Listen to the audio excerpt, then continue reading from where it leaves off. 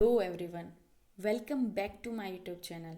आज हम बात करने वाले हैं मनोविज्ञान के बारे में।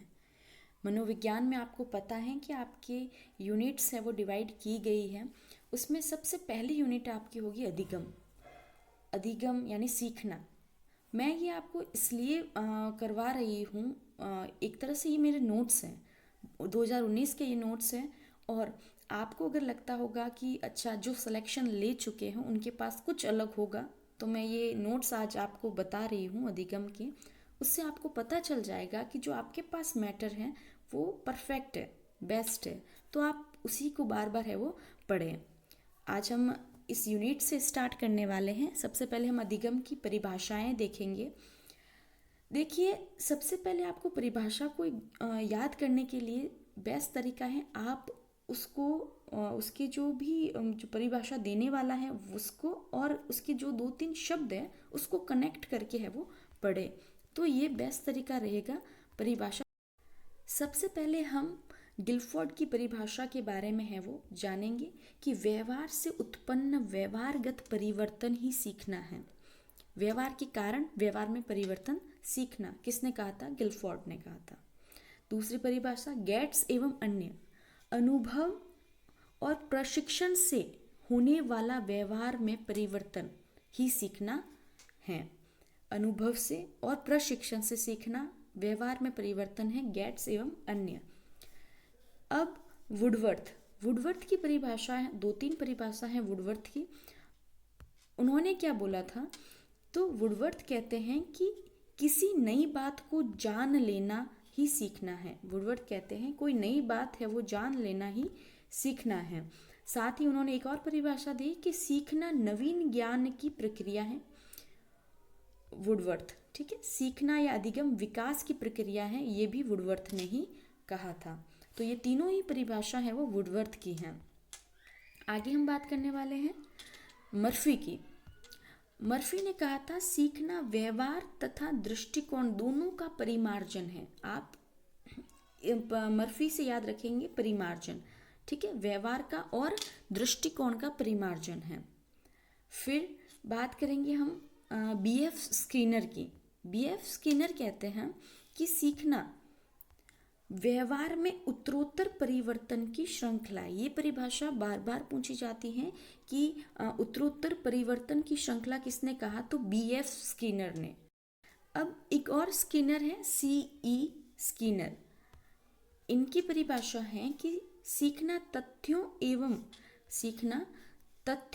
एवं सूचनाओं का यांत्रिक प्रस्तुतिकरण ही नहीं बल्कि इसके आगे भी कुछ है। तो आप ऐसा करके याद कर सकते हो कि इसके आगे भी कुछ है। यांत्रिक प्रस्तुतिकरण कहा है सी स्किनर ने, ठीक है। अब क्रो एंड क्रो क्या कहते हैं कि सीखना आदत, ज्ञान और मनोवृत्ति का अर्जन है। यानी आप याद रख सकते हो कि दो जने ने मिलकर तीन चीजें बताई हैं, आदत, ज्ञान और मनोवृत्ति। ऐसे करके कुछ कनेक्ट करके आप है वो पढ़ सकते हैं। बात करते हैं हम सीखने के सिद्धांत के बारे में। आज हम बात करेंगे थॉर्नडाइक का जो सिद्धांत है, जिन्होंने अपना सिद्धांत उद्दीपक व अनुक्रिया सिद्धांत के नाम से है वो जाना जाता है, उसके बारे में अपन बात करने वाले। अब इससे कैसे प्रश्न बनते हैं? तो एक तो सीधा सा प्रश्न यही बनता है कि आपको इनमें से ये जो भी नाम दे रखे हैं इनमें से आपको पूछ लिया जाता है एक भी नाम उठाकर, या ऐसे बोल सकते हैं कि बॉन्ड जो थ्योरी है वो किस नदी है, कौन कौन इसका प्रतिपादक है? तो थॉर्नडाइक है। तो आपको सबसे पहले इनके नाम है वो याद रखने हैं। जैसे उद्दीपक अनुक्रिया का सिद्धांत, उत्तेजना प्रतिक्रिया सिद्धांत है, एसआर थ्योरी, अधिगम का बंध सिद्धांत, बॉन्ड थ्योरी, प्रयास एवं त्रुटि का सिद्धांत, प्रयत्न और भूल का सिद्धांत है, ट्राई और एरर का सिद्धांत है, संबंधवाद सिद्धांत है, कनेक्शनविज्म है। ये सब इसके है वो नाम है। अब इसका प्रतिपादक कौन है? तो थॉर्नडाइक इसके प्रतिपादक हैं। साथ ही इन्होंने अपना एक शोध पत्र निकाला था 1898 में, एनिमल इंटेलिजेंस नाम से। अब ने इसके बारे में एक सामान्य जानकारी दी है, उसके बारे में हम पढ़ते हैं। ऐसा पूछ सकते हैं कि भाई अधिगम का आधार, थॉर्नडाइक ने अधिगम का आधार किसे माना है? तो एक तरह से उद्दीपक और अनुक्रिया को इसने है वो अधिगम का आधार माना है। अब आगे देखें, उन्होंने अपने प्रयोगों में सीखने के कुछ नियम भी बताए हैं। अपने प्रयोग में उन्होंने क्या क्या नियम बताए हैं। अब यहाँ से भी क्या प्रश्न बनता है, पहले मैं बताऊँ आपको।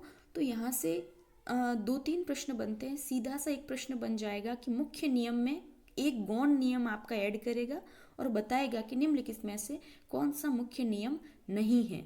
तो ऐसा करके है वो प्रश्न पूछ लेते हैं। या फिर एक और भी प्रश्न है कि इनका अदर नाम, जैसे ये नाम दे रखे हैं उपयोग का नियम वगैरह, तो अदर नाम ऐड करके भी पूछ सकते हैं कि इसमें से कौन सा नहीं है। तो आपको ये साथ भी याद रखना है, क्योंकि जैसे उपयोग का श्रम, आपने अभ्यास का नियम याद किया और वहाँ उपयोग या श्रम का नियम आ गया, तो ये भी साथ में याद ही रखने हैं आपको।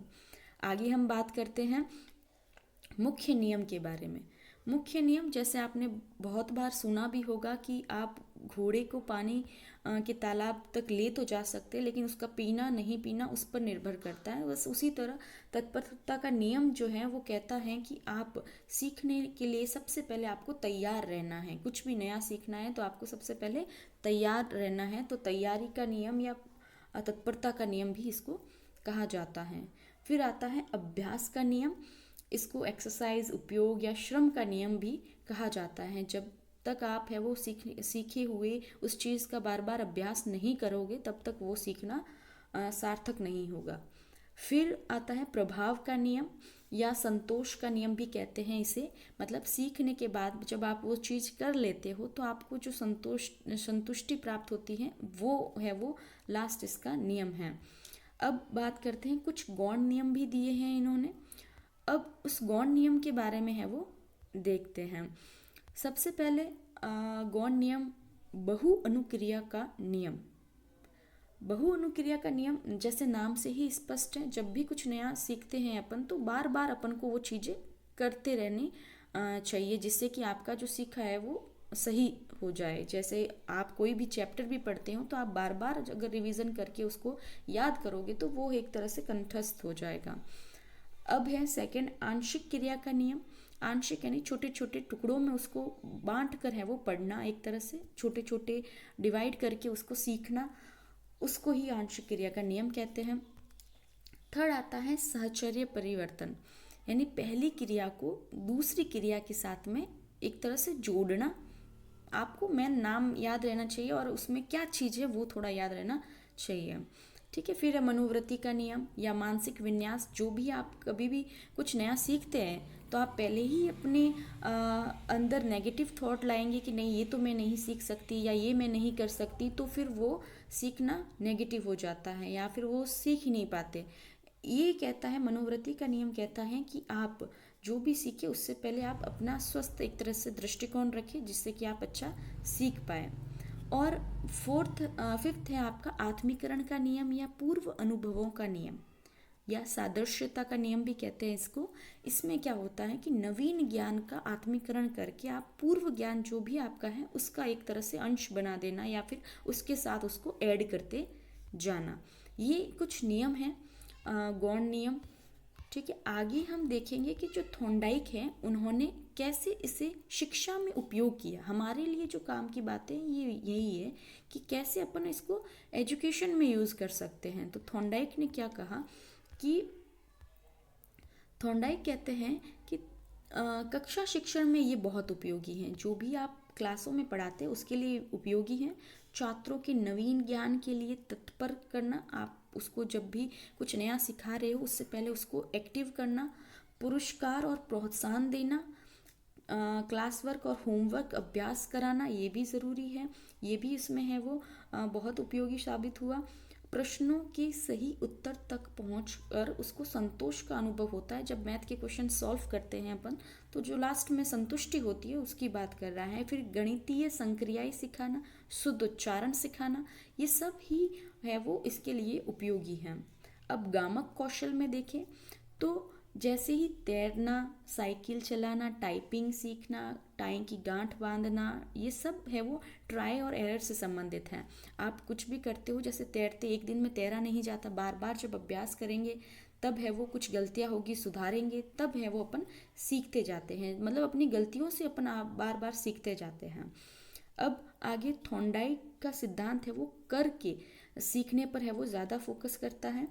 और मंद, अब ये किन बालकों के लिए ज़रूरी है, आपको ये भी प्रश्न पूछा जा सकता है कि थॉर्नडाइक का जो एक तरह से सिद्धांत है वो कौन से बच्चों के लिए उपयोगी है। तो आपको पता होना चाहिए ये मंद बुद्धि बालकों के लिए तथा छोटे स्तर के बालकों के लिए ज़्यादा उपयोगी है। ऐसे करके अपन ने एक सिद्धांत पढ़ा है आज। मैंने एक नई शुरुआत की है, मैंने सोचा कि अब क्यों ना साइको को एक यूनिट वाइज करवाया जाए। अगर अच्छा रिस्पांस मिला तो मैं नेक्स्ट पार्ट इसका डालूंगी, आगे की जो जो भी सिद्धांत हैं। Thank you so much.